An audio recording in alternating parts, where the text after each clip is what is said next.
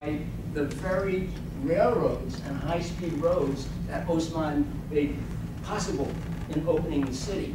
And a number of these buildings have this kind of, they're not the bidonville anymore, but they're built quickly. They haven't been kept up with. Very few elements of good infrastructure were put in, like shopping, adequate schools, all kinds of things. Bad transportation. In some of these suburbs, it takes a college student, if you manage to get there, or if you do, an hour and a half to get to the closest university. So, this is what some of the suburbs look like today.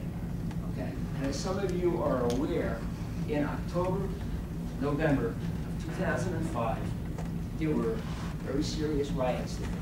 Now, and this is my last slide.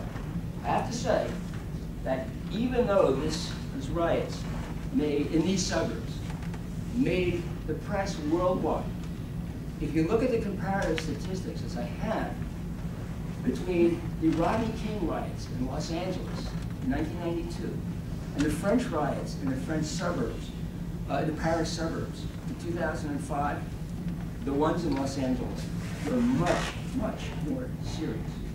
About 50 or 60 people died in Los Angeles. Only one person died. The property destruction in Los Angeles was, even if you take the population difference into consideration, it's really vaster. The place also suffers from bad policing, so there are many, many problems in these suburbs. They're ugly.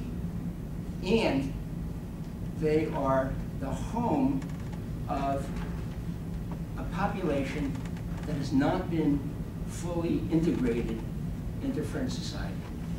That's the subject for a whole other discussion, which we don't have time for tonight.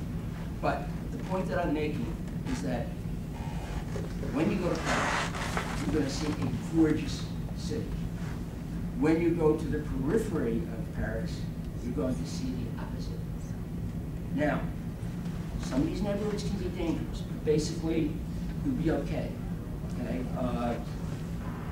Go out to some of these neighborhoods. Go to the 20th arrondissement, the 19th arrondissement. You don't even have to go out that far. And compare that to the center of Paris. Final point, and it's the point I was making originally. France created a great city, created a world-class capital, created a gorgeous capital. If you haven't been, go, you'll love it. But at the same time, the lesson here is that we have to be careful for what we wish for. What are the unexpected results? How is Newton's third law of motion going to be applied?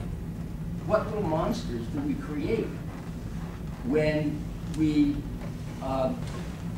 do something that is basically going to be very advantageous, but have we planted the seeds for something that's going to explode later? Is it going to be a little time bomb?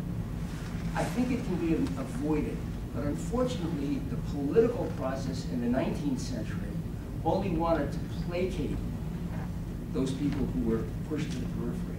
And in France, the political process in the 20th century has, and now in the 21st century, has been largely the same. You're in